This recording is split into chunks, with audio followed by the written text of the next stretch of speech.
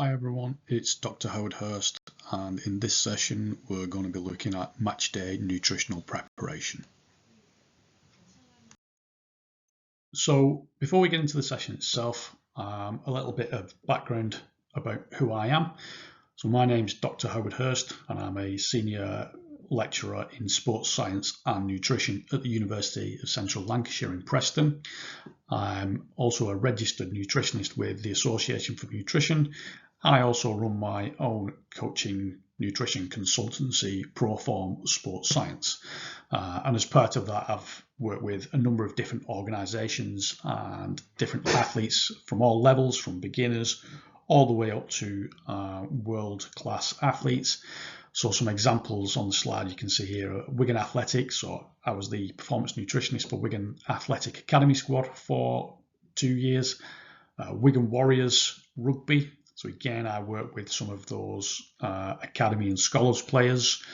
I've worked with age group triathletes all the way up to European Championships and World Championship level, Pro Tour cyclists, and professional mountain bikers. So quite a wide range of sports and athletes that I've worked with. So in terms of this session, I'm going to be doing a number of sessions with you over the next few weeks and months. But the focus of this particular session, as the opening slide suggests, is on match day nutrition. Okay, so for the purpose of this specific presentation, I'm going to focus predominantly on team-based sports, but a lot of the information in this is translatable over to other sports as well, such as endurance-based sports. But in terms of team-based sports, we can kind of split them up into predominantly court-based sports, such as tennis, volleyball, ice hockey, things like that, or field-based sports, so your rugbies, your footballs, American football, lacrosse. And they will all have different energetic demands. So they'll include both elements of aerobic metabolism and anaerobic metabolism. So for example, if you look at football, typically in a game of football, players will cover, depending on positional role, but players will cover anywhere between 8 and 12 kilometres per game. And that'll be made up of upwards of around 800 different activity changes. So a combination of low intensity walking and jogging to very high intensity sprinting. So therefore, team sports like that, the main priority nutritionally is carbohydrates, okay, because that's what's going to fuel those high intensity bursts, but also provide energy over a sustained period of time. But also it'll support those cognitive demands, okay, so the decision-making processes. On the other hand, if we look at sports such as batting sports like cricket, then intensity-wise that's much lower than football and rugby, but you may be stood out in the field for extended periods of time. So particularly in the summer months, where it's quite warm, you may be out in the field for several hours. Therefore, carbohydrates, whilst they're still important, are probably less important compared to, say, hydration. Okay, so making sure that you are adequately hydrated for those prolonged periods. So within team sports, obviously there's different positional roles, and therefore a one-size-fits-all model of nutrition doesn't work, and we need to consider the demands of those individual roles separately. For example, a forward in football is likely to have considerably different nutritional needs to, say, a goalkeeper. Okay.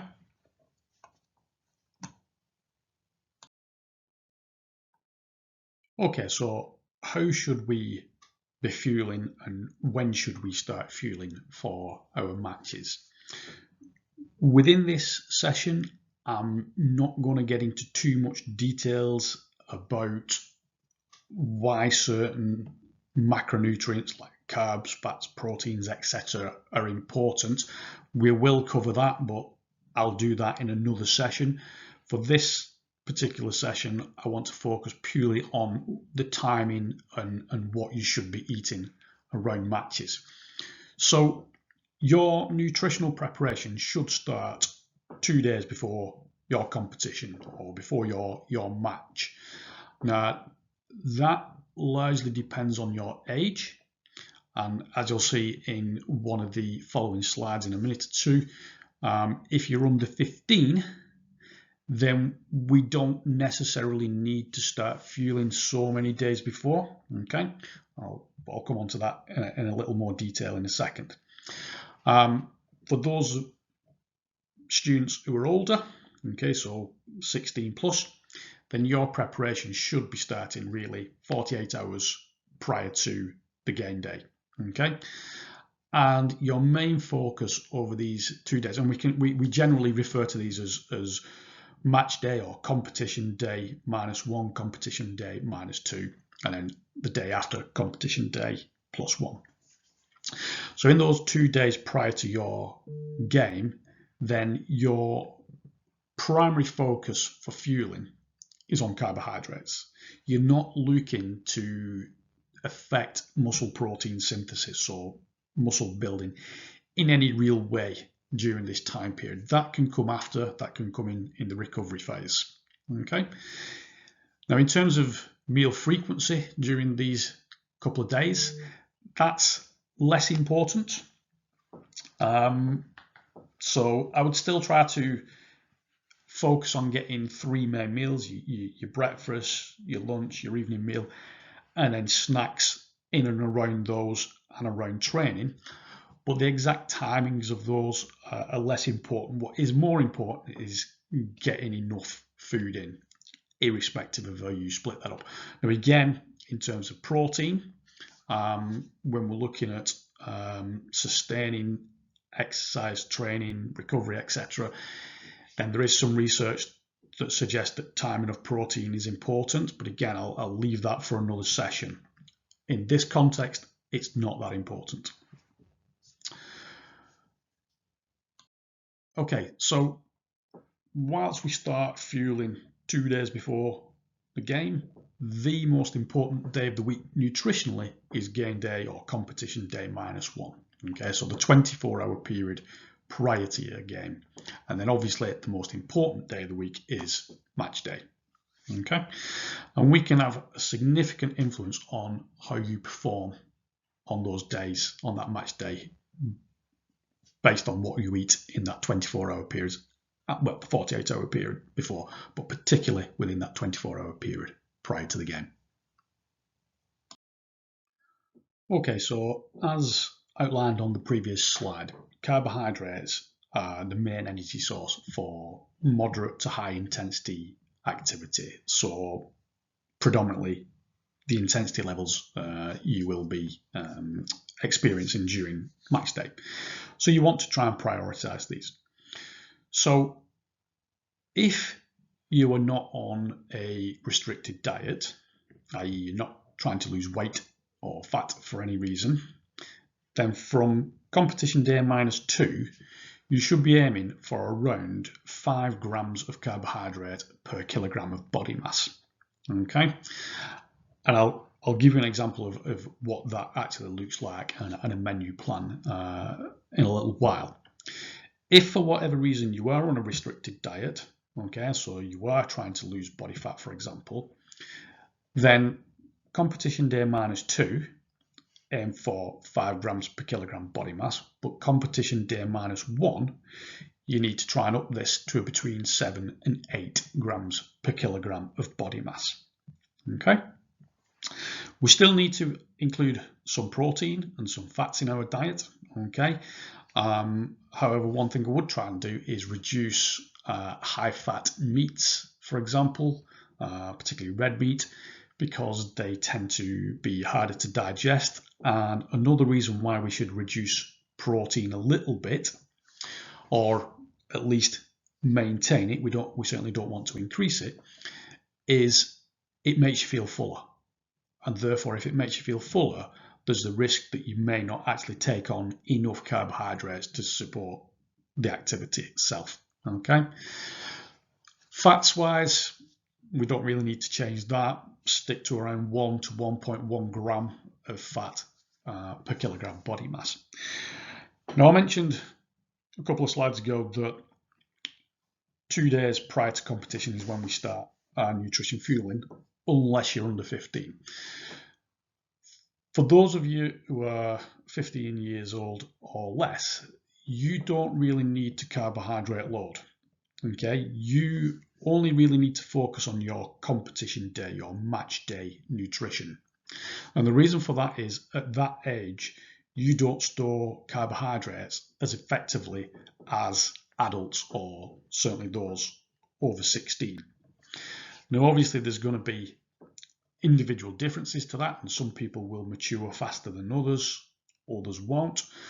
So there's an element of trial and error there, but certainly I would suggest those under 15, don't worry about the carb loading for 2 days prior to your competition. Okay, just focus on getting your competition day nutrition spot on. Again, I'll talk more around the mechanics of why you don't store carbohydrates effectively at that age group in another presentation. I want to keep this focused purely on your match prep. Okay, so to give you an idea of how much carbohydrates you can get from various different foods, this is quite a handy little chart. So each one of these is 100 grams of different foods, and you can see how much carbohydrate you get from those different 100 grams of food. So for example, brown rice, 100 grams of brown rice, you'll get around 77 grams of carbohydrates, so quite a high carbohydrate content. Kidney beans, again, 100 grams, you get about 60 grams of carbohydrate from that. Now, one thing I'd be slightly cautious about with kidney beans, we tend to have kidney beans in foods like chilies, and probably not the smartest thing to have prior to a competition because it's quite spicy and it may cause stomach upset. So that's one I would probably shy away from a little bit. Oatmeal, again, is quite high in carbs, so per 100 grams, you get 69 grams of carbohydrates. Baked potatoes, relatively little in baked potatoes per 100 grams, about 17 grams. Spaghetti, so we can see there's quite a wide range of foods there, and you can have a look at all of those in your own time and see how much carbs per different types of foods you're likely to get. In terms of other nutrients that we need, we've already said that carbohydrates are the main ones, so I don't want to dwell on these too much, but we do still need some fats. But again, reduce that slightly. Match day, competition day -1 in order to be able to take on more carbohydrates. Still make sure you're hitting your 5 a day of fruit and vegetables, but prioritize vegetables more so. And one of the reasons for that is a lot of fruits are fibrous in nature, and that can cause a number of gut problems and cause you to go to the loo more frequently than you normally would. And then another one is, and I alluded to this on the last slide, minimize spicy foods or any high risk stroke new foods. And this is one of the challenges or problems that I tend to see with older athletes, particularly older amateur athletes. They don't really think about what they're eating, particularly the day before, as well as they should. So they may have something like if there are events on a Sunday, and they normally have a curry or a pizza or something like that on a Saturday night, they may still have that and pay the consequences during the race because of that high fat content and the spicy nature of those foods. In terms of new foods, avoid trying anything new within those 2 days prior to the game, and certainly on game day. That's a recipe for disaster because you don't know how your body is going to tolerate that new food. You may be fine, you have no issues, but it also works the other way. You may have loads of gut issues. It may make you feel bloated, it may make you feel nauseous, it may make you want to go to the toilet more frequently. So just avoid anything new or anything spicy in your match preparation period. Okay, so I said on one of the previous slides that if we're in a non-restricted training plan, then we should be aiming for 5 grams per kilogram of body mass carbohydrates, or 7 to 8 grams per kilogram if you are in a restricted program. But what does that actually look like quantity-wise? Well, a simple way that we can look at that is by using what's called the hand portion guide. So if we have a look at this image here, we can see in terms of protein, then per plate or per meal, you should be aiming for a protein portion that's roughly the size of the palm of your hand. Okay. In terms of your vegetables, then if you make a clenched fist, then your vegetables should be roughly the same size as your fist volume-wise. Fats, roughly about the size of your thumb, the end of your thumb. And then carbohydrates, if you cup your hand, it should be a handful, slightly raised handful. Okay, so if you look at this image here, you'll see what I mean. Okay, now that's just a very rough guide. Obviously, the ideal way to do it is work out what your body weight is, and then we can work out how many grams based on the kilocalories per macronutrient. So carbohydrates have 4 kilocalories per gram, protein has 4 kilocalories per gram, and then fats have 9 kilocalories per gram. So we can work it out like that. But as a very rough guide, we can use this hand portion guide.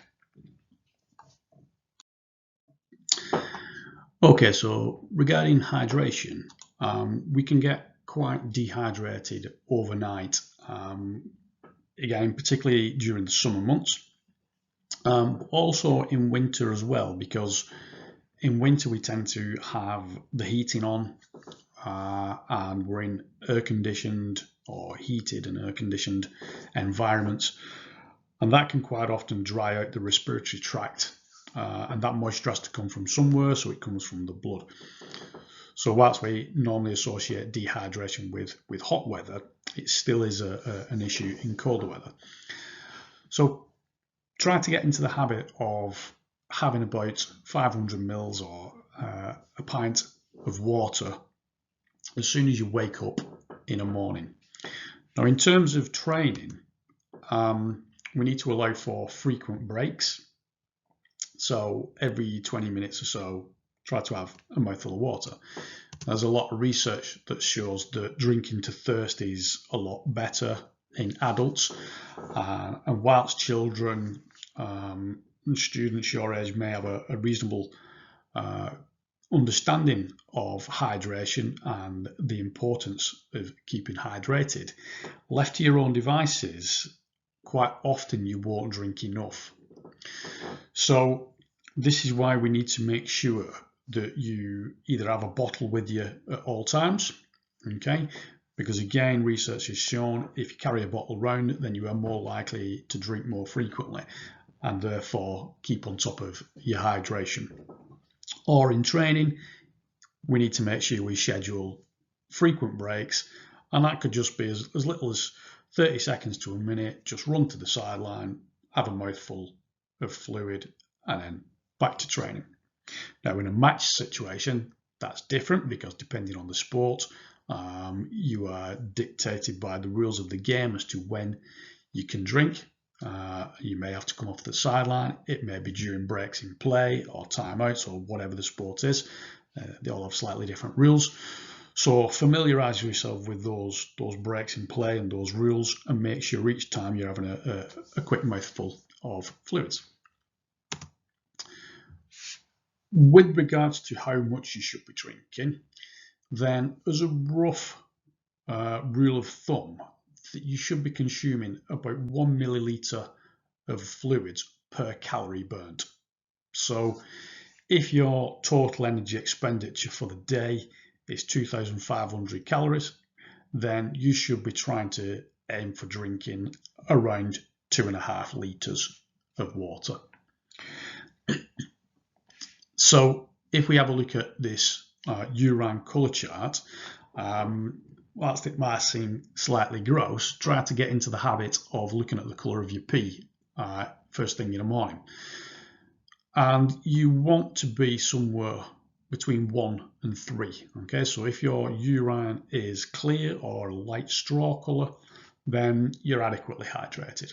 Okay, if it's between 4 and 6, then you are slightly mildly dehydrated, in which case you should consider having about 1 to 2 glasses of water or up to half a litre of water. Not in one go. Don't try chugging down half a litre of water, you'll overload the kidneys, but do it over a period of time, okay, over about an hour. If on the other hand you get to 7 or 8, then you are severely dehydrated and you need to drink something immediately, and you need to drink around a litre of water straight away.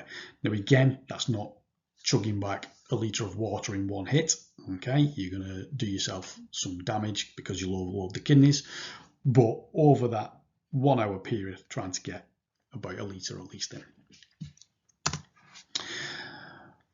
Pre-exercise, so either be it in training or on match day, about 2 hours before, you should be making sure you're having somewhere between 400 and 600 litres of fluids.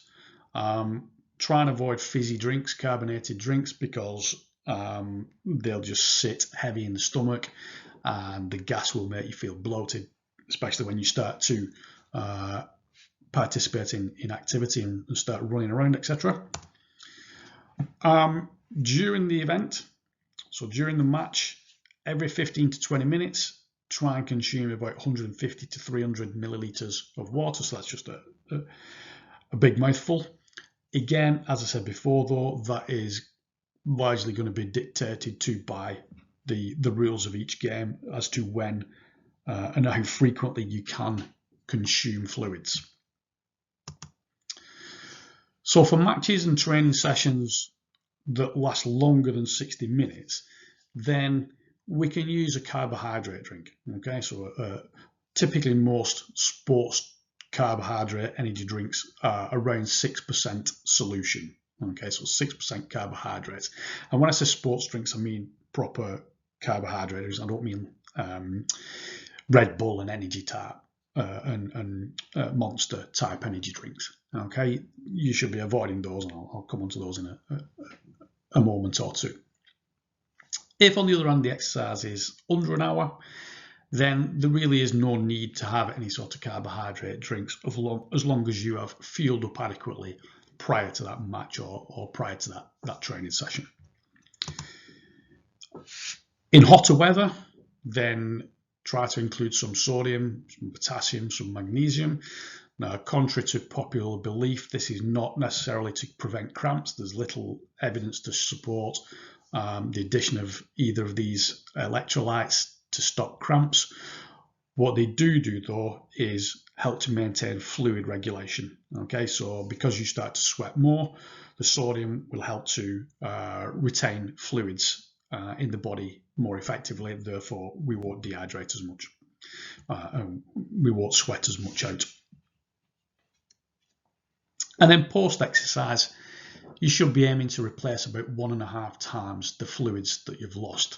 Now, the reason why we replace 1.5 times and not just one time, the same amount, is because as you start to take on more fluid, that causes you to pee more, so we need to try and offset that peeing. Now, that's going to take a while to do, okay? You're going to do that over a number of hours. You're not going to try and replace that all in one go, because again, similar to when I was speaking about dehydration a second ago, if you try to place all the fluids that you've lost in a very short period of time, it's just not possible, okay? And you're going to end up affecting the kidneys, and you'll end up probably in hospital if you do. So do it over a number of hours. Okay, so I briefly want to talk about supplements and energy drinks for a minute, and I'm not going to spend too much time on this because I will cover it in more detail in another session. But I think there's a huge amount of pressure these days from advertising and social media for young athletes like yourselves to take these supplements. And by supplements, well, I'm talking about protein, be it powders or shakes, like the examples in the images here, but also energy drinks. But realistically, at your age, there's no need to be taking these. If you have a good balanced diet and you get your nutrition sorted first and foremost, then there really is no need for you to be taking these supplements. So, particularly where energy drinks are concerned, so we can see on this slide, I've shown an example of a Monster energy drink, but I've also included Lucozade as well. Now, whilst Lucozade is not an energy drink as such, I've put it in there purely because of the amount of sugar it's in there. So a lot of these drinks have extremely high levels of sugar. So Lucozade, for example, typically has anywhere between 16 and 18 teaspoons of sugar in an average bottle.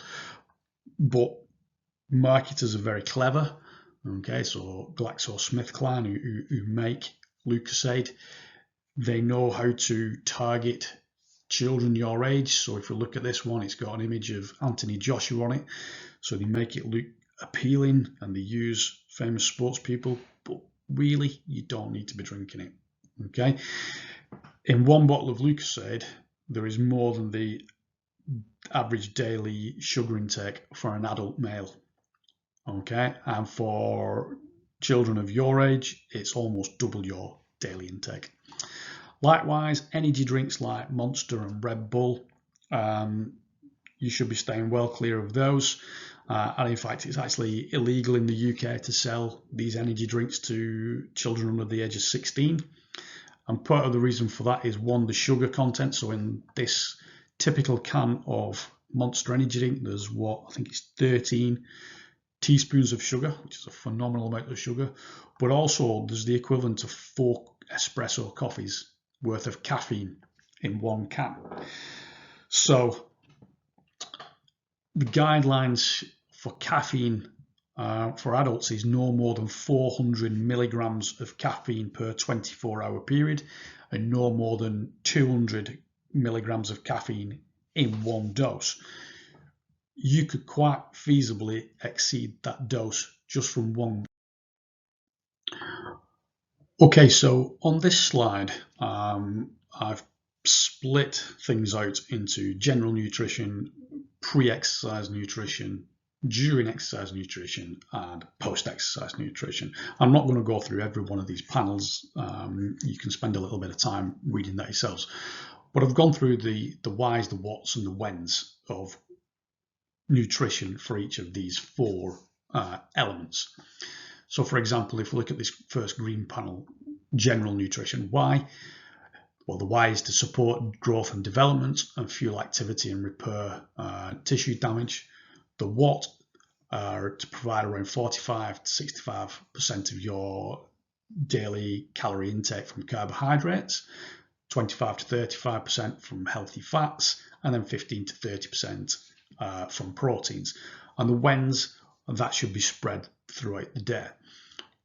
Very quickly going back to the proteins, the 15 to 30% of your daily intake coming from proteins. As I said on the previous slide,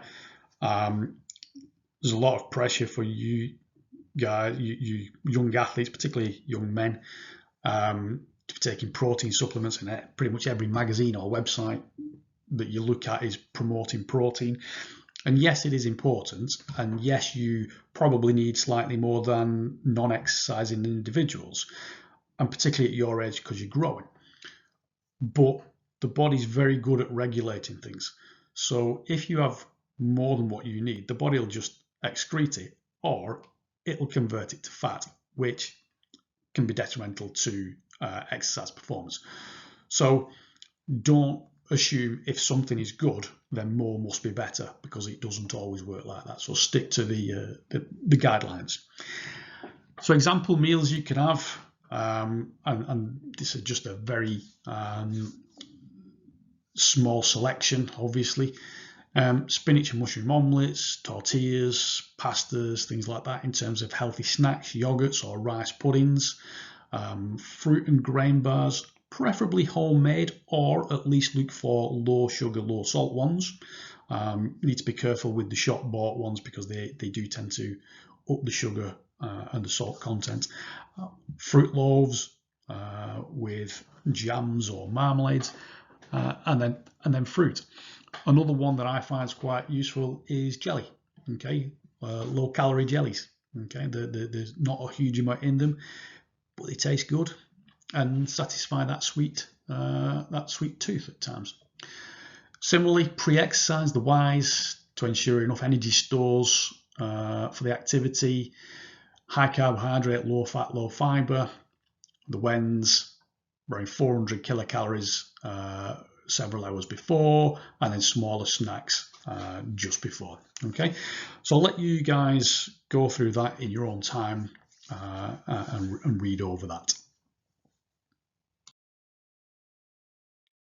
Okay, so taking everything that we've gone through so far, how does that actually translate into match day nutrition? So we've looked at what we should be eating in the 2 days before that. Now we've got to your match day, okay, the most important day of your week. Okay, so this is an example menu plan based on an afternoon kickoff. Okay, so for breakfast you would choose any one of these. Okay, you're not having all of these. Okay, so you would have, for example, 2 scrambled eggs on toast with half a tin of beans, or a bowl of porridge or muesli with some berries, some fruit, and a slice of toast with the jam or Nutella. Okay, or ham and cheese omelettes, or you could have just some beans on toast and some fruit, pancakes. Okay, there's quite a broad range of things that you could eat, but you just choose one of these. Then for lunch, so again, bear in mind this is a 2 p.m. kickoff, so your lunch is likely to be around 3 hours before that, so maybe around 11 o'clock-ish. Then again, you would select one of these, so maybe a meat-filled sandwich or wrap, some chicken and pasta, or some sweet potato and chicken breast, jacket potatoes, a small stir fry, or you could have one of the other breakfast options, okay, from this list, okay, as a lunch. Pre-match, now I know this says 30 to 60 minutes before, I would certainly err more towards the 60 minutes pre-match. Then if you still need something, you may not necessarily need it, but if you do, then a small snack, so something like a piece of fruit, cereal bar, rice pudding, or a slice of toast or something like that, you can have with a bottle of water. Okay, 300 to 500 mils of water. And then during the game, then again, that is largely dictated to by breaks in play and things like that, but predominantly at half time. Then you could have some sweets, some Haribos, jelly babies, things like that, or some Jaffa cakes, or some fruit that's easy to digest like bananas. Okay, again, making sure you're addressing your hydration and drinking to thirst. Now, if you've got a morning kickoff, then again, choose one of these options. Okay, but I would probably go for the less protein-based options. Okay, so I probably avoid the eggs, okay, and the omelettes, things like that. Because of what we said earlier, protein makes you feel fuller.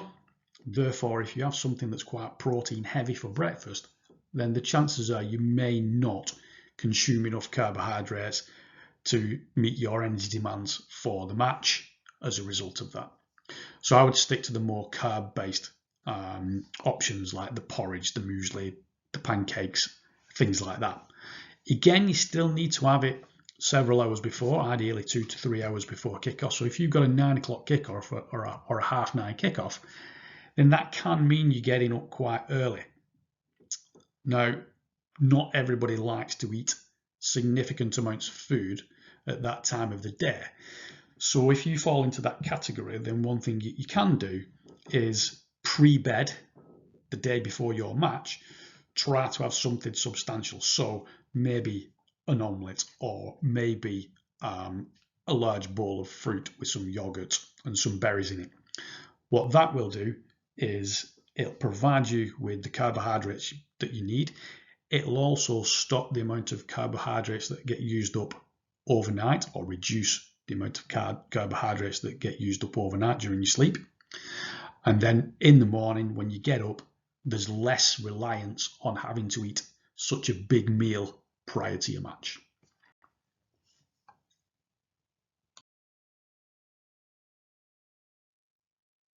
Okay, so we've done our carb loading, we've had our competition, now we're into the recovery phase. And I like to break the recovery down into 3 parts. Okay, the 3 R's: rehydrate, refuel, and rebuild. So if we look at rehydration to start with, you may have come across this term, the golden window of opportunity. Okay, so immediately post exercise, within that first 20 to 40 minutes, it's touted as the best time to refuel and rehydrate. Okay, and quite often, and this is where a lot of marketing companies, they'll use this argument for promoting protein, because we know protein sustains recovery. But the reality is, protein doesn't need to be taken so quick after exercise. The body's muscle receptors are quite receptive to protein intake for up to about 24 hours post-exercise. However, carbohydrate receptors are only optimally receptive for around 8 hours post-exercise. So your priority immediately after exercise should really be focusing on replacing the carbohydrates that you've used during that activity and the fluids that you've used. In terms of the 20 to 40 minute thing, then yes, it can speed recovery. And glycogen stores, so muscle carbohydrate stores, can take up to 24 hours to be fully restored. However, if we start that within that 20 to 40 minute period straight after exercise, then we can cut that recovery time down to about 12 hours, okay, somewhere between 12 and 14 hours, which is great. But if you're not training the day after, then there's no real rush to do this. Okay, as I said, carbohydrate receptors still receptive for up to about 8 hours, protein for 24 hours. Okay, if you're in a tournament over several days, then it becomes more important. So straight after exercise, I would hit hydration, rehydration first. Okay, and that can be a combination of either just water or recovery type shakes, okay, which are predominantly carbohydrate and protein. Normally they're in a ratio of either 2:1 or 3:1 carbs to protein. Okay. The reason for having liquid carbohydrates is because, one, you're addressing the fluids that you've lost during exercise, but two, it's easier to get liquid carbohydrates into the system rather than solids. Now, ideally, a combination of both liquid and solids is best. Okay. Now, if you're traveling away for an away match, then, and you've got several hours to drive back, then that's where liquids may be better, because your opportunities to get solid foods may be limited. So go for the liquid options. If it's a home game, okay, and you've only got a short journey home, then have some water and then have something solid carb-wise when you get in. Drink 150% of the fluids that you've lost. So we've already mentioned that, because we start to excrete more urine as we take on more fluids, so we need to offset that.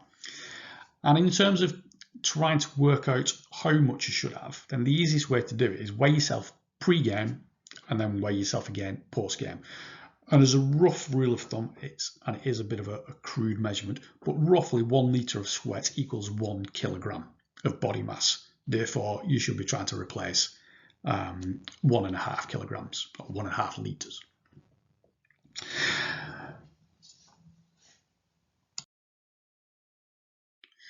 Now, in terms of what fluids hydrate best, there was a study done back in 2016 by Ron Morn, who's a well-respected sports nutritionist, and they looked at what different types of drinks rehydrated best after 2 hours.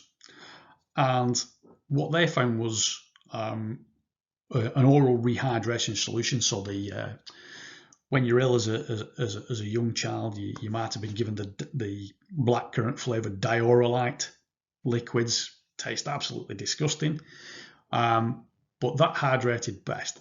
Okay, as I say, tastes vile, and I probably wouldn't recommend it. However, aside from that, the 3 fluids that hydrated best were skimmed milk, whole milk, and orange juice.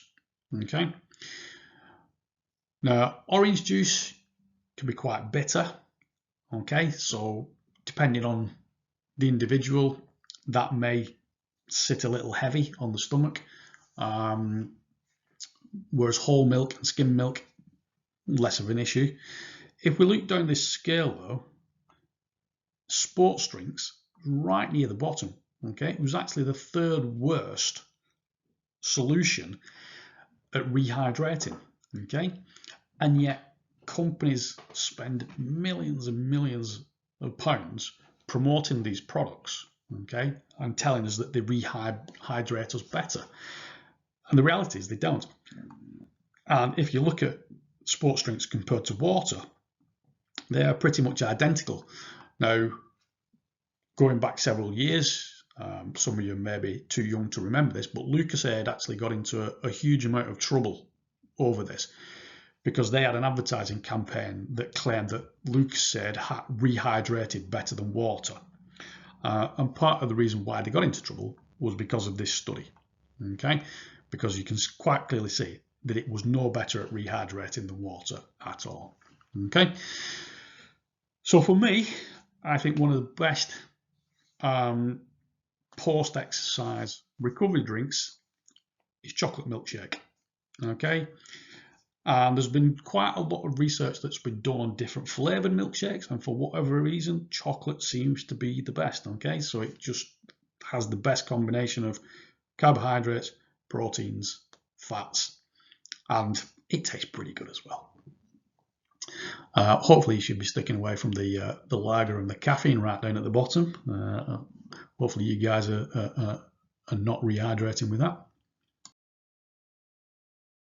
Now, I said on the last slide that these companies spend a huge amount of money on developing and promoting these specific energy drinks and recovery shakes and things like that. And they're pretty expensive. So if you have a look at this particular one, For Goodness Shakes, I'm sure most of you have probably come across these in the shops at some point or other. Typically it's about £1.70 per bottle, maybe even a little bit more than that now. So if you're having them all the time after each training session, not that you should need to, water should be fine for most of the time, but certainly after matches, if you're having those, it could get quite expensive. Whereas you can make your own very easily. So if you get 250 millilitres of full fat milk, 100 grams of natural yogurt, 100 grams of berries, tablespoon of honey, blitz it all together in a blender, then you've made your own recovery shake. And in terms of energy, you've got about 320 kilocalories of energy, just short of 38 grams of carbohydrate, 20 grams of protein, 9.5 grams of fat, and a little bit of salt. Not too dissimilar to the composition of shop-bought recovery drinks. The big difference is cost. So for £4, you can make about 3 or 4 of these. So 3 to 4 of these is going to cost you nearly best part of £6 to £8. Okay, so doesn't have to be expensive. Okay, if you're at home, if it's an home game and you've not got far to travel, then make one of these when you get in rather than buying short bought ones.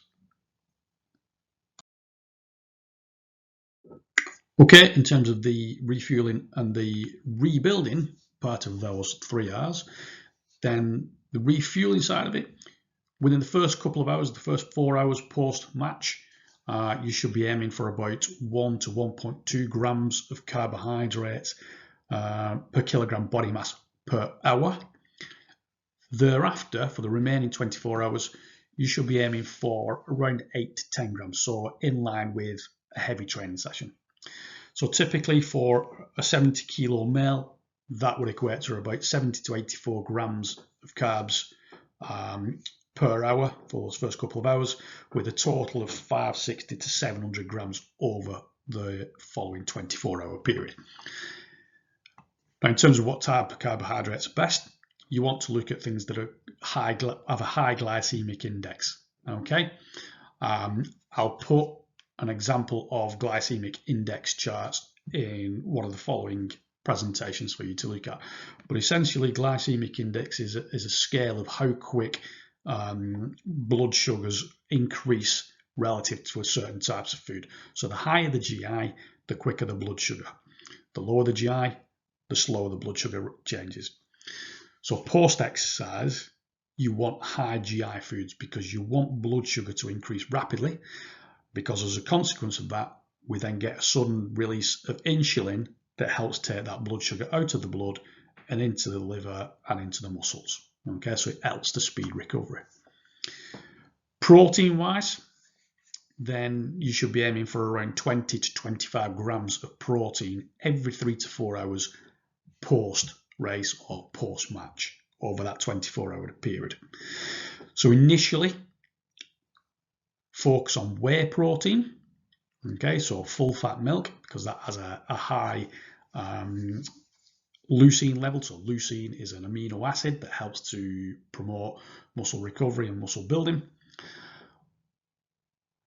But overnight, so pre-bed, you want to try and focus on casein protein. So again, whole milk has a good level of casein protein in it, but things like Greek yogurt, cream cheese, cottage cheese, quark, things like that have a much higher casein protein. So they have lower levels of leucine and lower amino acid profiles. So therefore you get a slow trickle release of protein overnight while you're in bed.